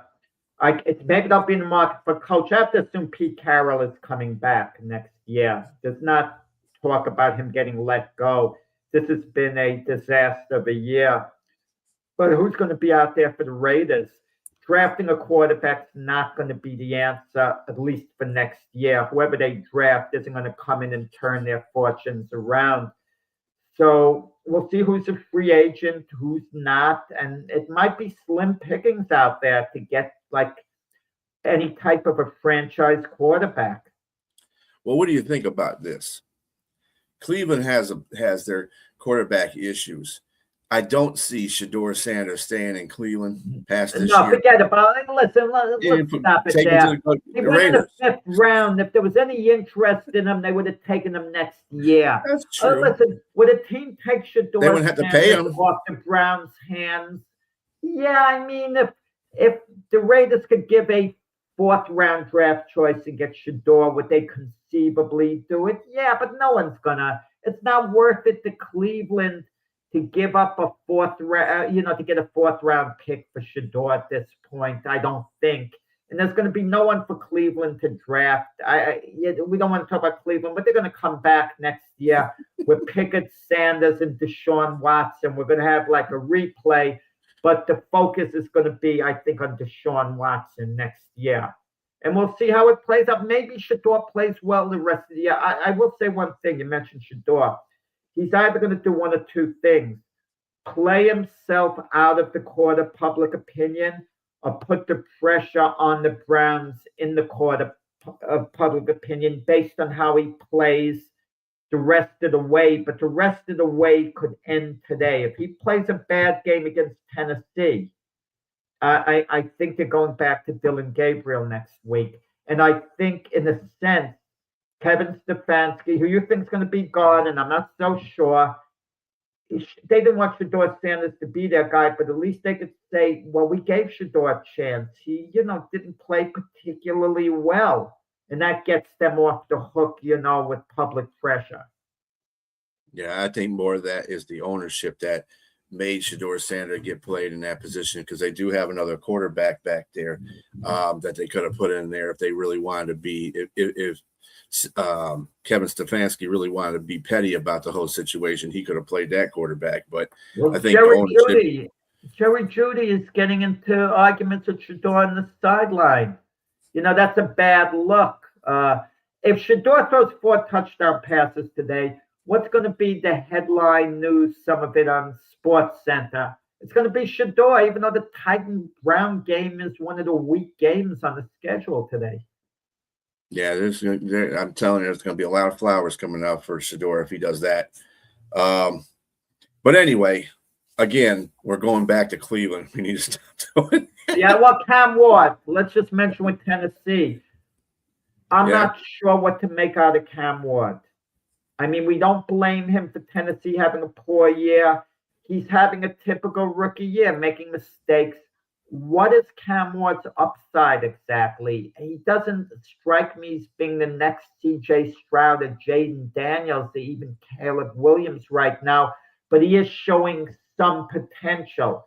So in his case, they're treating him like the old-fashioned NFL rookies. They're letting him grow over 2-3 years because Tennessee really believes he's their guy of the future and that they're not going to be disappointed. They just have to give him better building blocks, things around him. Mm-hmm. And that's a good point. He doesn't have anything around him, so you really can't see his true talent in that sense. I mean, he is making a lot of plays out of nothing sometimes, and sometimes he's making bad decisions because he's got to make plays out of nothing. So, I mean, and that's a rookie quarterback for you. That's fine. But once they start putting things around Cam, then we'll understand how he's doing. He's a big guy. He's been handling it really well. He hasn't taken on too many big hits. So we'll see how he does for the rest of the season. And then maybe next year the Tennessee will get themselves together and get him some more weapons around him so he don't have to feel like he's the only one trying to win the game. And that'll stop him from making a lot of rookie mistakes in his sophomore year. Next game is a big game in the NFC North. We have the Chicago Bears taking on the Green Bay Packers. This is, to me, the next 2 out of 3 games that these two are playing. This is for a division title, to me. So, well, the Packers have that tied game on their schedule from early in the year against the Cowboys, so there won't be a tiebreaker involved, in that division. Hey, I thought the Bears were on this type of run where they were getting every break, winning every close game, just like last year where they lost every close game. They showed me something on Black Friday, going into Philadelphia and legitimately beating the Eagles. Now I've got to take notice. Maybe the Bears are just better than I thought. No one felt the Bears were Super Bowl contenders before the Eagle game. They were just winning games. Great year. They're building towards something. They look like they have a good chance of making the playoffs, but they're not a Super Bowl threat. That was the feeling before the Eagle game. Now, we got to take weapon. The Bears are talented. Odunze, they're really wide receiver. I don't want to say primary because he's had an in and out year, connecting with Caleb Williams. He won't be in the lineup today. But that game, how do you – I know it's not because it's in Green Bay. We've seen the Packers lose a couple of games at Lambeau this year. They could be beaten there. I got to like the Packers in this game, over the Bears. It would be a gutsy pick to say the Bears are going to do it again. They beat the Eagles. Now they beat the Packers. But if the Bears should go into Green Bay and beat the Packers, do we start looking at the Bears as being more than just having a legitimate chance to go to the Super Bowl? Do we look at them, as crazy as this seems, as maybe being a powerhouse team? A powerhouse team if they should win in Green Bay. I mean, if they win in Green Bay, that'll be impressive to them. I mean, that means they'll have the stranglehold on the well, not necessarily won't have a stranglehold because they got to win both games against Green Bay for that to happen.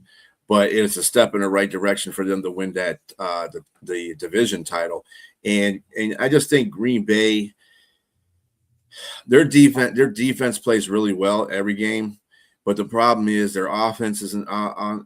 I don't know what's going on with Jordan Love right now. I mean, he plays some games, he plays good, and in other times it's like, dude, what are you doing? And and I don't think Chicago has that great of I think they have a good defense. I don't think they have that great of a defense. I don't think they can put enough pressure on Jordan Love to make him making decisions. But again, this is a division game. So I kind of separate what Chicago did with Philadelphia, although impressive, both a division game with Green Bay, because that's a division game, and it's Green Bay.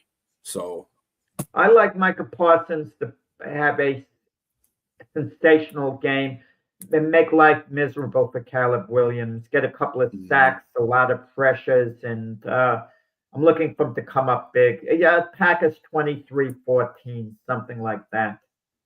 Yeah, I have Green Bay in this game too. Green Bay is, let me tell you something, they're a proud organization. They don't like the fact that they're not in the lead in that division, because I can tell you right now, just on a fan perspective, they think they own that division. So they're going to want to win that game. That was Aaron Rodgers during the Aaron Rodgers era. Yeah. And you mentioned with Jordan Love, he got the big contract. They committed to him because they moved up in the first round to draft him when Aaron Rodgers was still really good. And then Aaron Rodgers proceeded to win MVP awards 2 years in a row.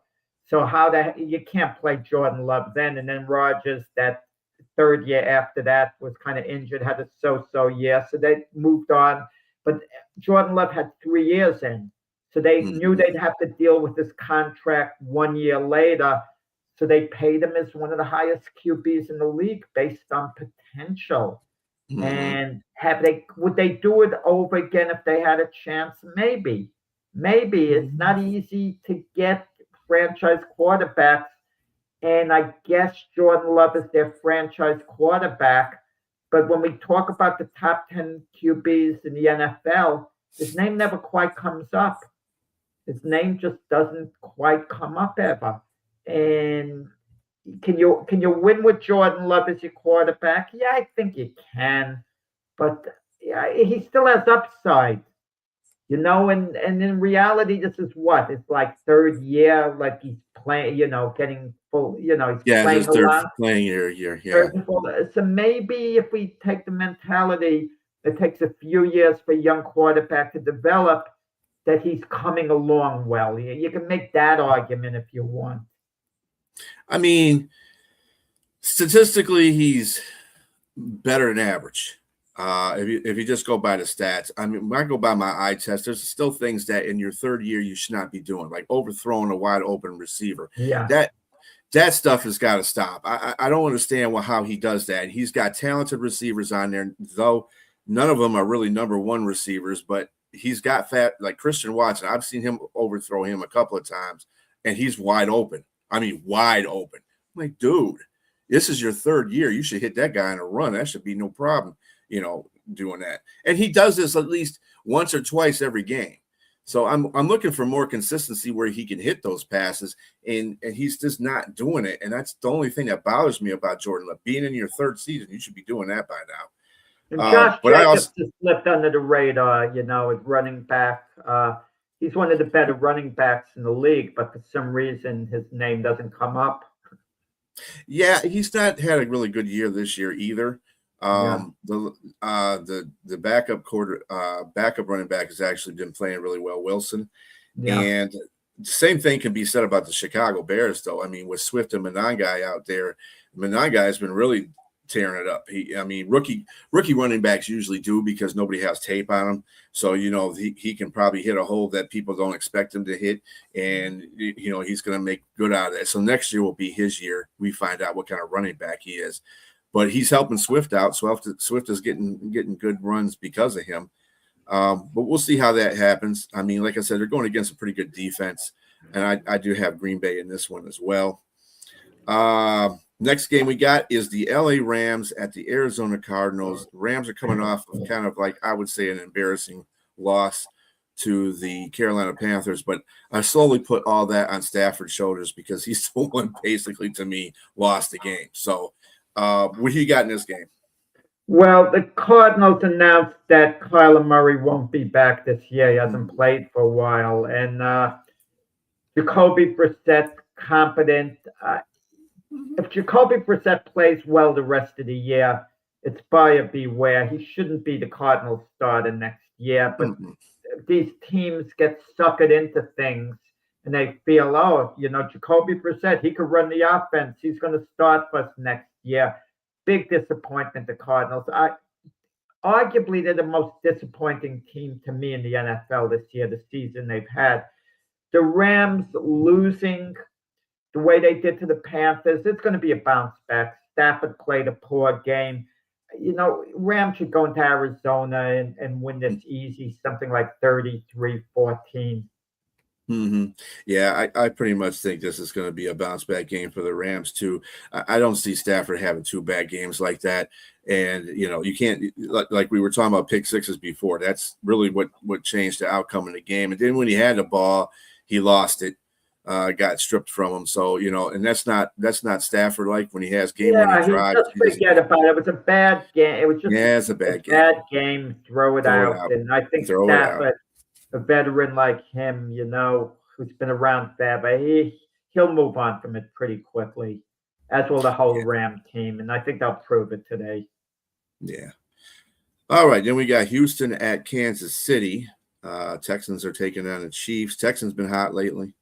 Their defense has been really playing outstanding football. Chiefs kind of stumbling and bumbling a little bit, even though Mahomes against Dallas on Thursday night, Thanksgiving, he played pretty well. The rest of his team kind of was flat. But who do you see winning this game? I don't have a clue. I mean, I don't. I mean, it's so evenly matched. Chiefs have a pretty good defense themselves. We talk about Houston having arguably the best defense in the NFL, but with all the Patrick Mahomes talk, Chiefs have a darn good defense. And it's at Kansas City. Mahomes said after the last game, we now have to run the table. And I hate talk like that. A team is 6-6 with 5 games to go. That's in a bad position running the table. Because that means to win the Super Bowl, you've got to win your next 9 games in a row. I mean, but they got to, and it's easy to say go week to week, and let's see where it takes us. But with the Chiefs now, with 6 losses there, you got to maybe look, they can't afford a loss in the worst way. Houston can't either when you look at it because they're battling the Colts and Jacksonville for the division title. But at least Houston, if they took a step backwards, could then go forward because with the Colts and Jaguars, they both could be a little erratic.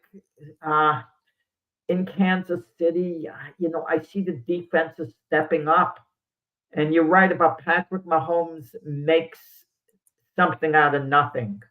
Okay, and I see the Chiefs finding a way to win the game. Something like 17-16, maybe winning at a field goal as time expires. Yeah, I think the difference between the Texans position and the Chiefs position is that the Texans has at least beat both of the division leaders once. And the Chiefs haven't beat the Broncos. I mean, they've got swept by the Broncos, I believe. They've lost both games against the Broncos, and they lost a game against the Chargers too. So, I mean, they really can't afford to lose any more games because they're so far down in that division right now. I mean, they're not Las Vegas down, but they can't afford to lose any more games. And Patrick Mahomes is right. They're going to have to run a table for them to get in the playoffs, period. They're going to have to. You got no choice. But Brian, there's certain teams like the Chiefs, the Bengals, who it doesn't look like they're going to make the playoffs this year. But don't let them get in the playoffs, because if they get in the playoffs, you're not getting the same team you got during the regular season. You give them a clean slate, they're going to be very dangerous for whoever they play. Yeah, I agree with that 100%. I think the Chiefs, if they get in the playoffs, you don't want to see them in the playoffs. I don't care what their record was. And that's the thing I don't like about the Chiefs a lot of times, too. I think they just play enough so they get in the playoffs so they can turn on a different level. And then once they get in the playoffs, they're pretty much untouchable. Yeah, but then you wonder, 6 losses. They've had other games where they knew they had to win, and they couldn't win. So what makes us think they're going to, they could run the table? Of course, it's possible, but to ask them to go 5-0 the rest of the way to make the playoffs, I mean, in a sense, it seems cut and dry for the Chiefs. You could say, if they go 4-1, they probably don't make the playoffs. If they go 5-0, they probably sneak in. So it's pretty cut and dry. They're like a college team, how it used to be trying to win a national championship, where college teams in the past couldn't afford to lose one game. Or most could lose one game to win the national championship, but it behooved them to be unbeaten. Chiefs have to be unbeaten the rest of the way, and not to win the Super Bowl. They got to go 9-0 essentially. Yeah, basically. I mean, they could be the team to do that, though. That's the thing about the Chiefs. But if it all comes together, it's possible. Yeah, if it all comes together, I just don't see it starting today. I think Houston beats them, and I think that's probably take the Chiefs out of the whole situation. Yeah, it's pretty much over for the Chiefs. When would have been the last time that late in the season, if that happens, Houston wins, where the Chiefs are playing games that aren't that meaningful? Can you imagine the Chiefs, the last game of the season, they're like 8-8? What's the mentality? We're playing for winning records. I mean, when has the Chiefs ever been in a meaningless game as far as the playoffs? Right. Concerned? Even before Patrick Mahomes started, they made the playoffs with Alex Smith as the quarterback. Yeah, I mean, they're a very capable team. I think Patrick Mahomes put them over the top once he started playing there. But every dynasty has to go through something like this anyway. And I still think the Chiefs have a pretty good dynasty. I just don't think that this is their year. If you look at it, Philadelphia had a couple of those years too when they were on there, with this current regime that they're under, where they won a Super Bowl and had a pretty good year the next year. But then one year they were like, 4 or 5 and something, and they didn't win the division. They stunk. But then the next year they bounced back and came back and played really well, and then they got to the Super Bowl a couple of years later. So, you got to take it's kind of like a breathing moment for the Chiefs. Maybe they just got to take a breath and say, well, maybe this isn't our year. If they lose to the Texans, this is what they should be saying. It's not our year this year, but we'll regroup. If Kelsey retires, we got to find somebody to take his place, whatever the case may be. People don't understand sports. It's so hard to get to just one Super Bowl. And it's so hard to year after year to get to a conference championship game, even if you don't win it year after year. That's why what the Patriots did for a couple of decades and what the Chiefs did was so remarkable. I mean, you get spoiled when you go on a run of championships. People expect it. It's so hard to win just one, because you have every franchise who's vying for the same thing. Yeah, and that's true. I mean, it's hard to win any championship in any league. And people just don't understand that fact. They say, oh, well, they're supposed to do this and they're supposed to do that. And you can see what's happening to both of the Super Bowl contenders last year. They're both struggling. I mean, Philadelphia's in a better place than Kansas City is, but still Philadelphia is struggling. They lost to Chicago. I mean, come on. Well, just between James, a Saints fan, you a Lion fan, myself a Jet fan, since the Super Bowl started, close to 60 years ago, our teams have been in the Super Bowl a combined 2 times total. So that should just tell you how hard it is to get there. and thinking about that too, at least if you're going by analytics, if there's 32 teams in the NFL, you think one team would get it, there would be a match for match. So to say that the Jets been in it once and the Saints been in it once, they both won. Lions have never been in it. That's almost 60 years of Super Bowl that these teams have been in, and they can't get but one championship. You know what I'm saying? 2 championships in between three teams. That tells you how rough it is. Yeah. But yeah. Speaking of those Philadelphia Eagles, on Monday night they're going to the Chargers. They're taking on that in LA. They're the Chargers in LA. They're favored by 2.5 points. Who you got in this game? This is another tough game to kind of predict. Yeah, I gotta feel the Eagles are going to rebound. I mean, not dominate the game. It's going to be a close game, but they'll find a way to get it done. Nick Sirianni now is getting more involved with the offense, with the play calling, and he's putting a stamp on it now. Okay, no excuses. They've won. I mean, they've lost their last 2 games, but you kind of wonder in what direction is the offense headed. They've had problems with their passing game, a lack of it. But Saquon Barkley he's not the same player. I mean, I can't believe in 1 year Saquon Barkley has aged and has lost some explosiveness. It does happen, but I can't believe it. What is going to be the method of operation on the offense going forward? Is it going to be the passing game, more emphasis on the running game? I don't know. Maybe the defenses have been, lined up to stop Saquon Barkley as the primary weapon. Maybe that's contributed to it. I don't know the reason, but we know there's turmoil in Philadelphia. There's real turmoil there going on. And it'll stop for the time being with the win over the Chargers in LA. And I think the Eagles will get it. I see them winning this one 23-20. But if they lose this game, and they lose it because the offense isn't functioning, it gets ugly in Philadelphia. If the Eagles' defense lets them down, but you see Barkley has a good game, A.J. Brown, Devontae Smith, the fans are going to be a little less hype on Philadelphia if that happens.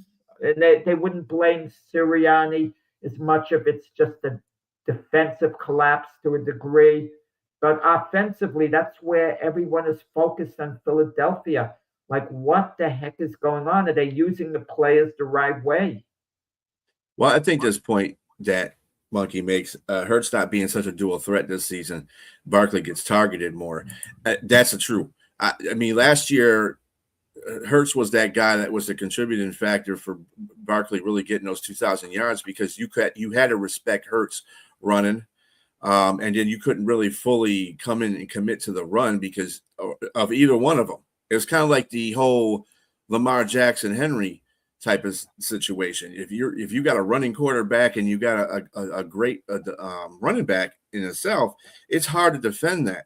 And both of the teams last year showed that they could do that. Now look at them this year. It's like either one of them, you have a limp quarterback in one team, and you have this quarterback they're not utilizing right on the Philadelphia Eagles. And this is the reason why the running games aren't working well, and this is why their offense isn't working well. It's it's basic things, and I don't understand why offensive coordinator Pachulia isn't understanding that whole situation. You should be looking back at what Kellen Moore did. I'm not saying you have to be doing Kellen Moore plays, but at the same time, utilize your quarterback the way he should be utilized so your running back has more space to run, and then you can throw the football because then you could go to the play action a lot of times. And it's the whole thing's a mess, and it don't need to be a mess.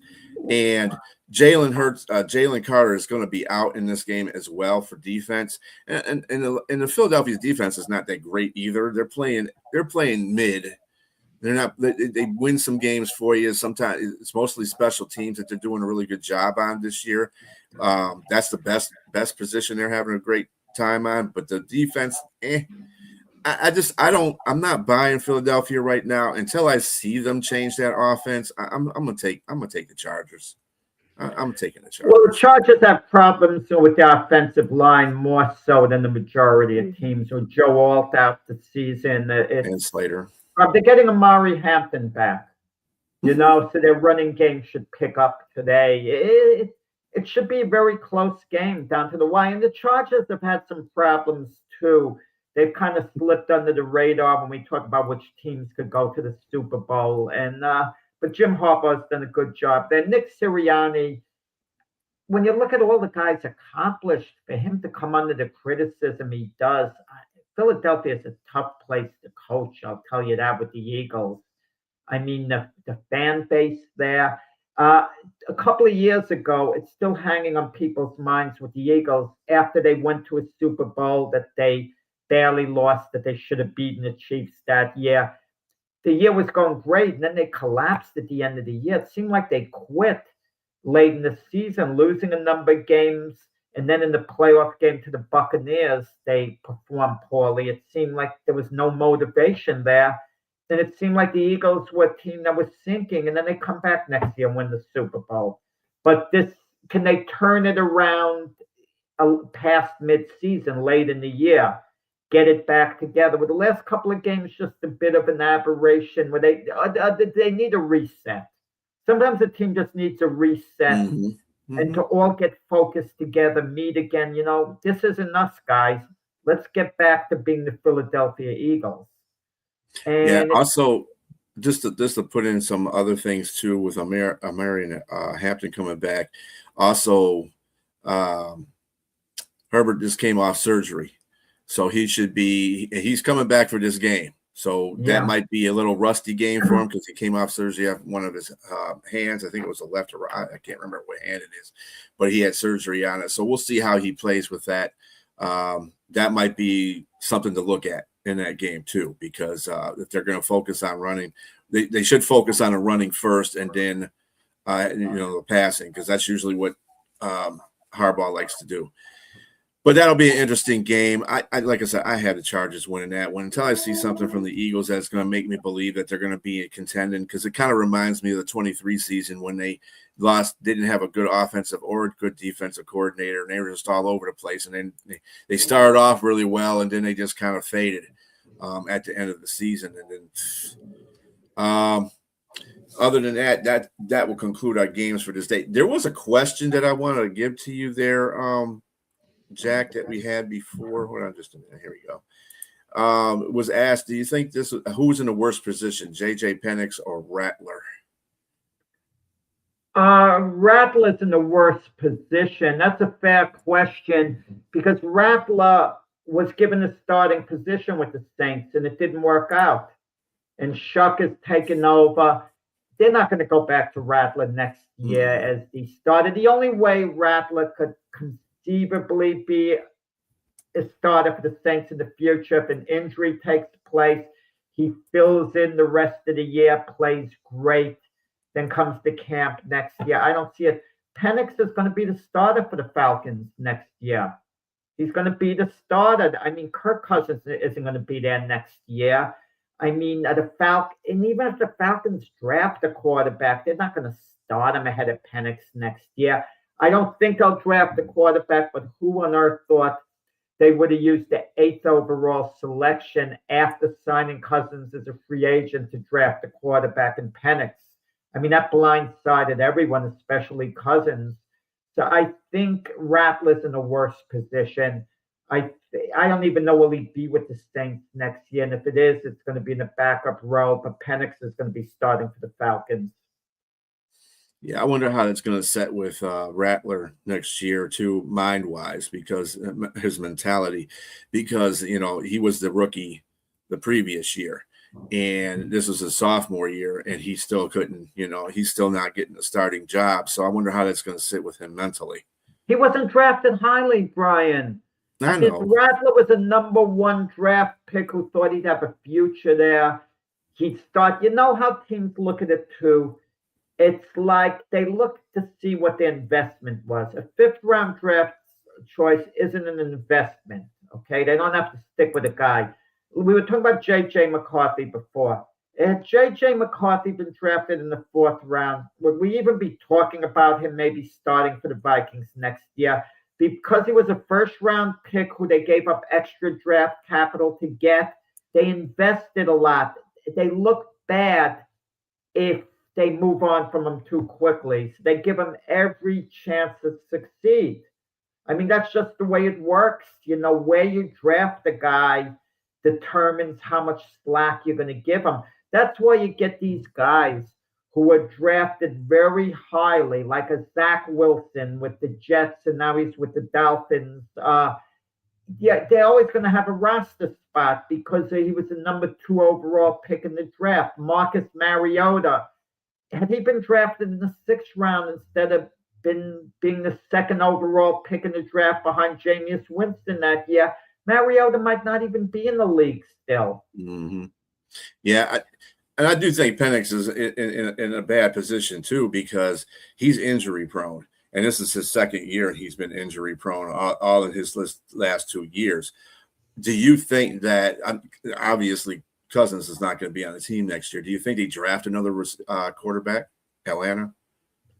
The way things look now, they'll have a reasonably high draft pick. But let's see what their record is at the end of the year, who might fall to them. Sometimes teams take a player at a position they didn't anticipate would be available, and he kind of falls to them in a way because they like him a lot.